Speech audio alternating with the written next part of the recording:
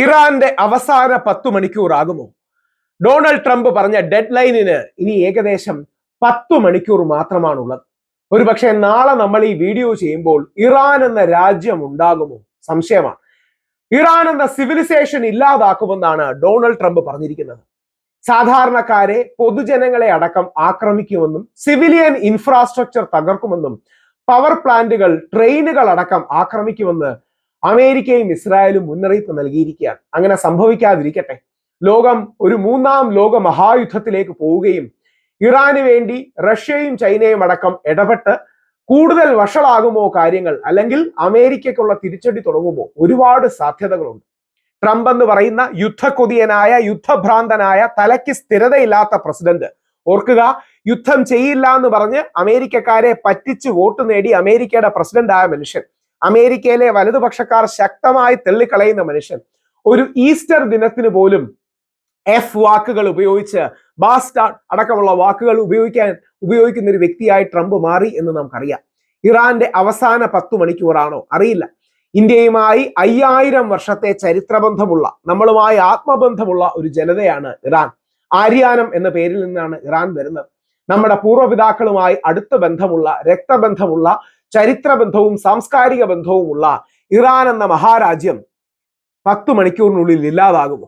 ദൈവത്തിന് മാത്രമേ അറിയൂ. എത്രയും പെട്ടെന്ന് ഒരു ഡീല് ഉണ്ടാകട്ടെ. തീർച്ചയായിട്ടും ലോകത്തെ ഏറ്റവും വലിയ സൈനിക ശക്തിയാണ് അമേരിക്ക. അമേരിക്കയ്ക്ക് ഇറാനിൽ ബോംബ് വർഷിക്കാൻ യാതൊരു തടസ്സവും ഉണ്ടാകില്ല. ഇറാൻ കുറെ തിരിച്ചടികൾ കൊടുക്കുമായിരിക്കും. പ്രധാനമായിട്ട് മിഡിൽ ഈസ്റ്റ്. നഷ്ടപ്പെടുന്നത് മുഴുവൻ മിഡിൽ ഈസ്റ്റിനാണ്.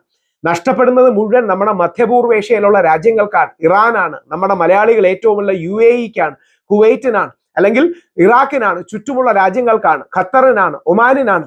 കാര്യം ഈ രാജ്യങ്ങളെ ആയിരിക്കും ഇറാൻ തിരിച്ചാക്രമിക്കുക. അമേരിക്കയുടെ താല്പര്യങ്ങളുള്ള, അമേരിക്കയുടെ ബേസുകളുള്ള ഈ രാജ്യങ്ങളെ ഇറാൻ ആക്രമിക്കും. പലപ്പോഴും കൊളാറ്ററൽ ഡാമേജ് ആകുന്നത് നമ്മുടെ ആൾക്കാരാണ്. അതുകൊണ്ട് മധ്യപൂർവേഷ്യയിൽ കൂടുതൽ പ്രശ്നങ്ങൾ ഉണ്ടാകാൻ സാധ്യതയുണ്ട്. ഇറാന് വേണ്ടി പ്രാർത്ഥിക്കാം നമുക്ക്. യുദ്ധം അവസാനിക്കാൻ വേണ്ടി നമുക്ക് പ്രാർത്ഥിക്കാം. അറിയില്ല എന്ത് സംഭവിക്കുമെന്ന്. പക്ഷേ ട്രംപിനെ ട്രോളിയാണ് ഇറാൻ അതിന് മറുപടി നൽകിയിരിക്കുന്നത്. എനിക്കറിയില്ല അങ്ങനെ എന്താ തമാശ പറയാൻ കഴിയുമോ എന്ന്. ഇറാന്റെ കോൺഫിഡൻസിന്റെ അടിസ്ഥാനം എന്താണെന്ന് എനിക്കറിയില്ല.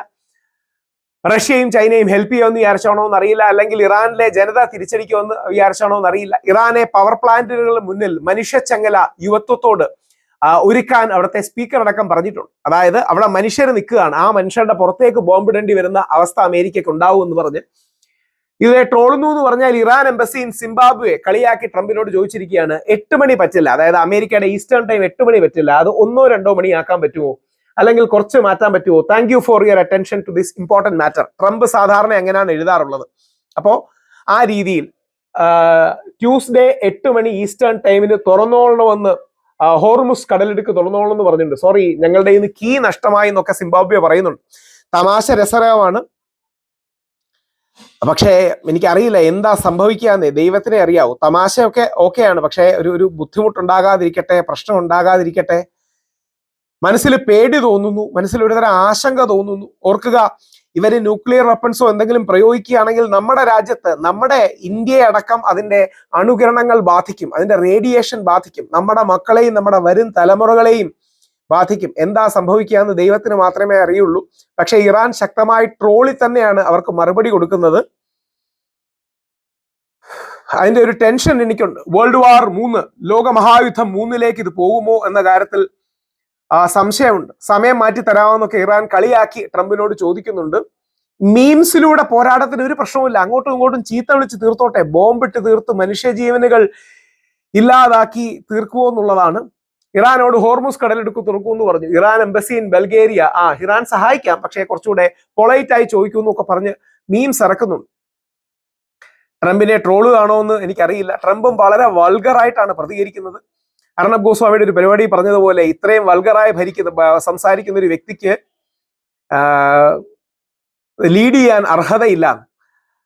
ഇറാന്റെ എംബസി ഇൻ UK പറയുന്നത് ഇതൊരു വീക്ക്നെസ്, ദൗർബല്യത്തിന്റെ ലക്ഷണമാണ്, സിക്നെസ് ആണ്. ഈ ട്യൂസ്ഡേ അടുത്ത 10 മണിക്കൂറിൽ പവർ പ്ലാന്റ് അടിക്കുമെന്നാണ് പറയുന്നത്. പിന്നെ ബ്രിഡ്ജ് അടിക്കും, എന്നിട്ട് ഇറാൻ ഇല്ലാതാക്കും എന്നൊക്കെയാണ് പറയുന്നത്. ഭഗവാനെ അങ്ങനെ സംഭവിക്കാതിരിക്കട്ടെ. ഒരു രാജ്യവും, ലോകത്തെ എല്ലാ രാജ്യങ്ങളും ആവശ്യമാണ്. ഒരു രാജ്യങ്ങളും അറിയില്ല. ദൈവ സമാധാനം കൊണ്ടുവരട്ടെ. സമാധാനത്തിലേക്ക് ഒരു പാതയില്ല, സമാധാനമാണ് പാത.